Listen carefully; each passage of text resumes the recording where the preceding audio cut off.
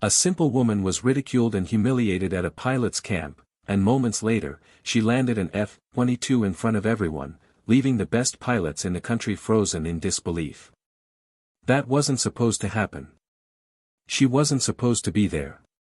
And according to them, she definitely wasn't supposed to fly. From the second she stepped off that bus, with nothing but a weathered duffel bag and dusty boots, it was as if the entire atmosphere shifted, like her presence alone was a mistake. The others came in with designer aviator shades, Rolexes peeking from beneath their sleeves, and last names that echoed through military bases. But her? They didn't even ask her name. They just laughed. At breakfast, one of the instructors raised his coffee and grinned to the crowd, nodding toward her. Guess the cook's early this year. That laughter hit like a slap. When she tried to help move gear, one of them shoved her hand away and smirked, "This ain't a soup kitchen, honey." And when she stood near the jets, mesmerized, breathing in the scent of fuel and freedom, a voice behind her cut through the noise. "You even know what that is?" someone asked, pointing to a complex cockpit panel. She answered. Correctly. They chuckled. Cute. Now go clean something. Their words weren't just cruel, they were meant to erase her. But she remembered every tone, every sneer, every assumption that she didn't belong. What they didn't know, is that she wasn't there by accident. And what none of them could have predicted, not even in their most feverish nightmares, was that the woman they mocked would soon descend from the sky in a machine none of them had ever even touched, performing a landing so precise, so impossible, that the tower went silent and jaws dropped across the tarmac. So the question isn't whether she was qualified. The question is, why was she really there? And more importantly, what happens to those who humiliated her when they find out the truth? Stay with us. Because nothing about this story is what it seems. You're about to hear a powerful story of humiliation, justice, and an unforgettable comeback. If you're ready to feel something real, subscribe now to Hope Threads, where every story threads hope through heartbreak. Let's dive in. The desert air in Tucson, Arizona carried the dry, silent weight of old ambition and new beginnings. Beneath the blinding sun, the steel bones of fighter jets shimmered like predators waiting for war. Beyond the gates of Hollister Tactical Air Command Training Facility, legends had been built and broken. Pilots who thought they could handle the skies often left humbled, while others carved their names into the clouds. It was a place that demanded respect long before it offered it. The kind of place where your last name, the patch on your jacket, or the medals pinned to your chest meant everything. And if you had none of that, you'd better fly like a goddamn miracle. Lauren Walker stepped off the faded Greyhound bus carrying a canvas duffel bag that looked like it had been dragged through 3 states. Her boots were scuffed, her jeans sun-faded, and her expression unreadable. She wasn't smiling, not out of coldness, but because she knew exactly what kind of place she was walking into. She didn't look like the pilots here. She didn't move like them, didn't strut, didn't laugh too loud. There was something quiet in the way she walked, like she was listening to something no one else could hear. The others noticed her the second she crossed the dirt lot. Noticed, and dismissed. One look was all it took. No one saw a pilot. No one saw a threat. No one even saw a story. She was 34, looked 28, and carried the kind of weariness that comes from years of being told you're not enough, or worse, being told you're in the wrong room entirely. Her life hadn't followed a straight line. It curved, doubled back, dipped into silence, then burst into furious movement. She had cleaned hospital floors at 17, served coffee on military bases at 20, and worked avionics behind hangar walls where no one bothered to learn her name. She read manuals at night under fluorescent lights and memorized jet specs by heart while mopping the floors beneath them.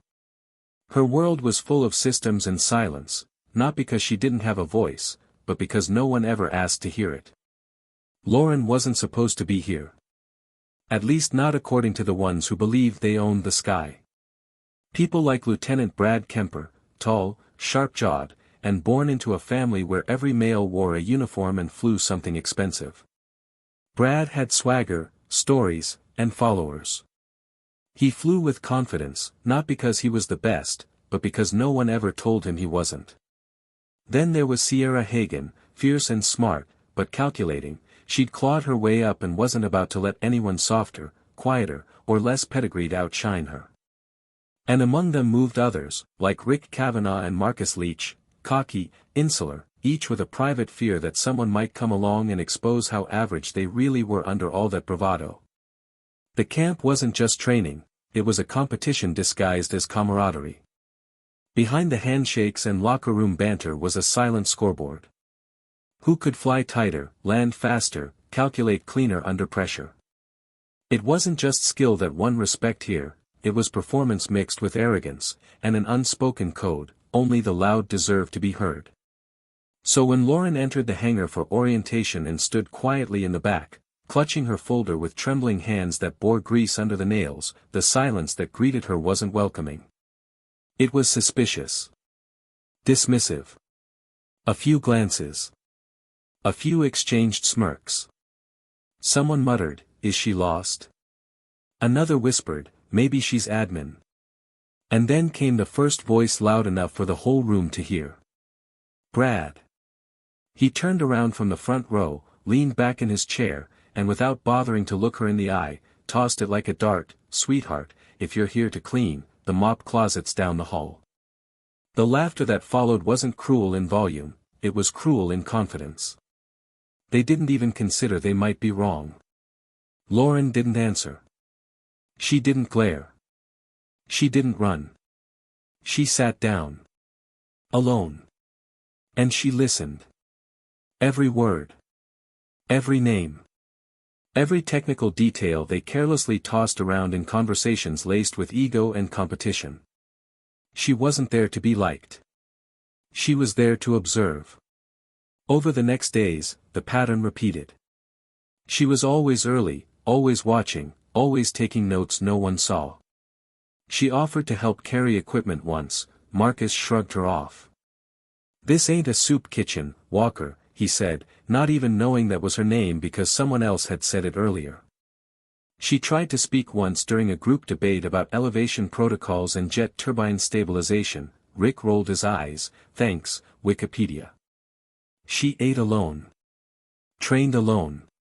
Even slept in a separate section of the dorms, next to a wall unit with a fan that never stopped humming. She didn't ask to be included, but she felt every exclusion like a knot tightening around her ribs. Sometimes she'd stand outside near the edge of the runway at night, just watching the dark. And in that silence, far from their laughter and competition, she looked the most alive. The sky didn't care about resumes. The sky didn't care about your bloodline. The instructors, the real ones, watched her too. Quietly. From afar. They didn't interfere, didn't correct what was happening. Maybe it was a test. Maybe they wanted to see what would rise from the pressure.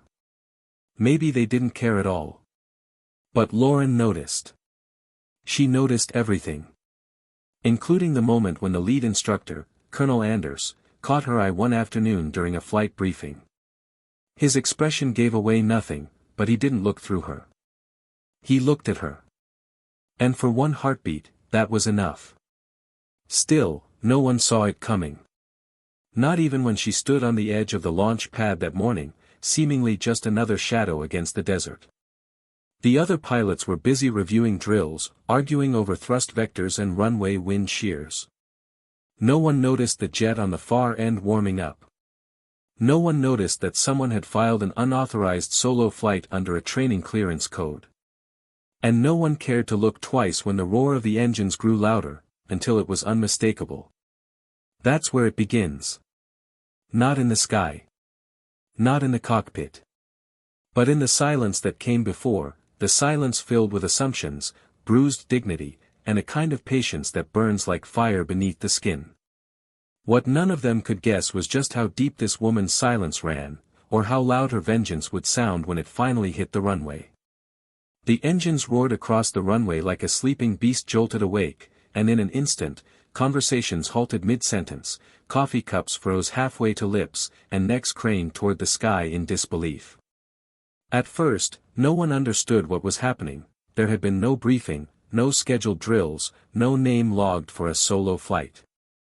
The jet came screaming down from the sky with perfect symmetry, cutting the horizon like a blade. Dust exploded beneath its descent as the F-22 Raptor touched down with a precision that made every pilot present swallow their pride in silence. No turbulence, no flare, just control. Total, unapologetic control. And then the cockpit opened. She climbed out with her hair half-tied and the same expressionless face she had worn since the day she arrived. No arrogance, no grin, no satisfaction. Only silence. The same silence they had mistaken for weakness. The group stood rooted on the tarmac, caught between awe and confusion. Brad stepped forward first, muttering under his breath, almost hoping someone would laugh so he wouldn't feel how tight his chest had gotten. But no one did. His voice cracked. What the hell? Who cleared that? Sierra stared at the Raptor like it was a ghost. Her voice came slower. That landing. I've never seen anyone pull that off. Not even Anders. Lauren's boots hit the ground and echoed against the cement like punctuation marks to a sentence they hadn't known was being written all along. She didn't walk toward them, she walked past them. Calm. Still saying nothing. But then came the command, a sharp voice over the base intercom, cracking through the air like a lightning strike. All trainees and staff to Hangar 3. Immediately. Something shifted. The others moved on instinct, but Lauren didn't flinch. She already knew. Inside Hangar 3, Colonel Anders stood like a statue, hands behind his back, jaw tense. Two men in black uniforms flanked him, no insignia, no names. There was something official in their silence. When the group had gathered, Brad tried to take the lead. Sir, we just witnessed an unauthorized solo flight, Anders raised a hand. You witnessed a demonstration. Sit down. They obeyed. Tension twisted in the room like wires coiling tighter with every passing second. Lauren remained standing, unmoved, facing Anders directly now. He looked at her, nodded once, then turned to the group.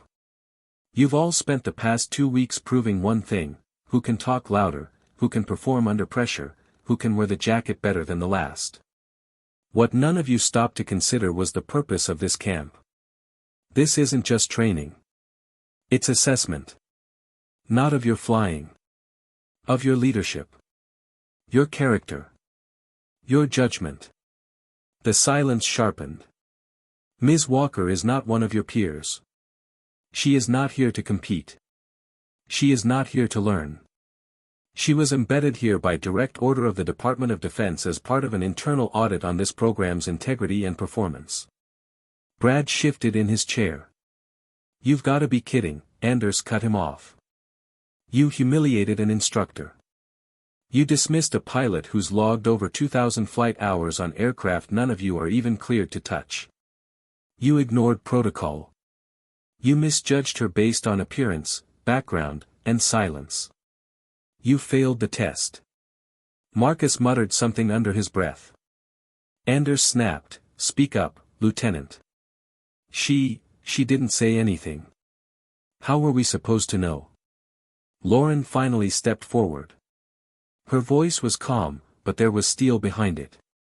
Because leadership isn't about waiting for credentials to be handed to you. It's about how you treat people when you think they're beneath you. No one moved. Even Rick, who never stopped smirking, stared at her like he was seeing a ghost. Lauren walked slowly past the rows of stunned faces, each expression a mixture of shame, confusion, and something they hadn't felt in a long time: respect. She didn't gloat. She didn't preach. She simply let the truth hang in the air. Brad stood slowly, as if rising from wreckage. His voice shook more than he wanted. You flew an F-22 into a live runway without clearance. How the hell did you even get access? Lauren looked at him with the faintest hint of a smile. Because that plane was mine. The room inhaled collectively. Anders nodded. She's one of the design testers for the Raptor X program. Part of a classified flight initiative that you'll probably never touch, unless your names get pulled for elite cross-program certification. Which after this? Highly unlikely. Sierra leaned back against the wall, arms crossed, shame blooming behind her eyes. You watched us humiliate you. Why not stop it? Lauren didn't blink. Because I needed to know exactly who you were when no one was watching. A shift rippled through the room. Not just in how they saw her, but in how they began to see themselves. There was a sharp silence that wasn't the same as before. This one had weight. The weight of consequence. Of realization. Anders dismissed them with a simple nod. No ceremony. No scolding. The lesson had already landed harder than any speech could. As they filed out of the hangar, eyes avoiding hers, footsteps unsure, the sun outside felt different, brighter, but not warmer. Lauren stayed behind, her gaze on the far end of the tarmac where the Raptor still waited like a silent monument to everything they'd missed. Anders approached quietly, voice lower now. You handled that well. It wasn't about handling, she said softly. It was about showing them the cost of assumption. He nodded. They'll remember this. Lauren looked at the sky, not smiling, but steady. That's the point. And in the distance, the engines of another jet hummed, a sound that once symbolized power and now echoed with the weight of humility. She walked out of the hangar alone, but this time, not invisible. And somewhere between the tension and the truth, the final lesson was still waiting to be learned. Weeks passed, and the air at Hollister changed in ways no protocol manual could prepare for. The bravado that once echoed through the hangars like background noise grew quieter, more hesitant, stripped of its self-assurance. The pilots still flew, still trained, but with a weight in their movements, not from guilt, but from something more productive, reflection. Respect was no longer assumed, and every interaction carried a different energy, one shaped by the uncomfortable but necessary confrontation with their own arrogance. What Lauren had exposed wasn't just their failure to recognize her. She had exposed a system of pride, of hierarchy built on assumption, and a culture that rewarded noise over substance. And now, piece by piece, that culture began to shift. Lauren wasn't assigned to remain at Hollister. Her job had been done. The assessment, the demonstration, the lesson, it was never about her staying. And yet, when the official orders came for her next assignment, an elite position overseeing pilot development strategies at a classified base, something in her paused. Not out of sentiment, but purpose. She declined. Not the promotion, not the honor. But the location. She chose to stay at Hollister. It shocked everyone, even Colonel Anders, who met with her behind closed doors to understand her reasoning. She told him, simply, that change didn't come from above. It came from within. And she had seen what this place could become if someone stayed to nurture that spark. It wasn't about punishing those who failed to see her before. It was about guiding them toward a future where they wouldn't make that mistake again, not with her, and not with anyone else. Brad Kemper didn't quit. That would have been too easy. He stayed. And for a while, it was uncomfortable. The others didn't know how to treat him, and he didn't know how to recover his footing. But he did something few expected. He asked to speak with Lauren, not publicly, not in front of the others. In a quiet corner of the hangar, he admitted his pride had been a wall he hid behind his whole life. That his confidence had never been as real as it seemed. That when she landed that Raptor, it didn't just challenge his view of her. It shattered the image he had of himself. Lauren didn't comfort him. She didn't offer praise. But she listened. And when he finished, she told him what no one else had, start from scratch. Like the rest of us. And he did. He enrolled in extra flight theory, volunteered for technical cleanup assignments, and stopped speaking first in every debriefing. He let others rise. Sierra Hagen, once a fortress of ambition, began training the newest recruits with an approach that felt foreign even to her, openness. She started asking questions instead of answering them. She didn't lose her edge. But she sharpened it differently. And when a young woman joined the camp 2 months later, walking in with oversized boots and trembling hands, Sierra made sure she was the first to greet her. Not because she was told to. Because she remembered. And because growth doesn't always start loud, sometimes, it starts with silence. Marcus Leach failed his next simulation. Not because he lacked skill, but because for the first time, he realized how little he had actually been paying attention. He had coasted on confidence for years, relying on instinct instead of discipline. That failure cracked something open in him. He stopped trying to impress and started trying to improve. Not to be the best, but to be better than the version of himself who once told a fellow pilot to clean something instead of flying. As for Lauren, she never told them where she came from. She never gave them her resume or revealed the full extent of her credentials. She taught with precision, led with clarity, and remained rooted in humility. Her authority didn't need introduction. It was present in how she spoke, how she flew, how she handled failure and success with the same unshaken poise. And because of that, she didn't just gain respect, she rebuilt the foundation of what respect meant. One afternoon, during a base-wide seminar on operational leadership, a representative from the Department of Defense surprised everyone with an announcement. Hollister was being considered for expansion, a new elite pilot development division, to be modeled after the culture now flourishing under Lauren's influence.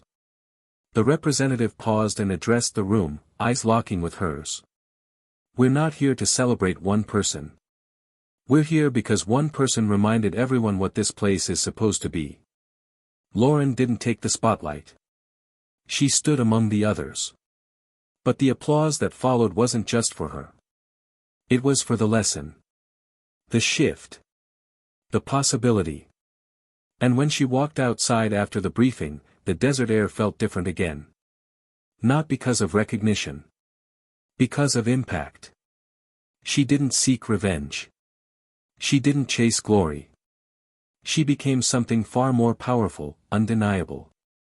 And as the sun dipped over the edge of the runway, casting long shadows across the base, there was a quiet moment where everything aligned. Where all the cruelty, the assumptions, the arrogance, all of it, had led to a new beginning. So now we ask you, the listener, the witness to this story, how often do we judge someone before knowing them? How many times have we let appearances drown out potential? And if someone like Lauren walked into your world, would you recognize her? Or would you laugh like the rest? The lesson here isn't about rank. It's not about jets or uniforms. It's about how we treat each other when no one's watching. About what we assume when we think we know better. And how sometimes, the most powerful person in the room is the one we never even bothered to see. If this story stirred something in you, if it made you reflect, question, or feel, then share it. Talk about it. Carry it with you. And don't forget to subscribe to Hope Threads, where every story reminds us that redemption is real, justice doesn't always roar, and sometimes, the quietest ones write the loudest endings.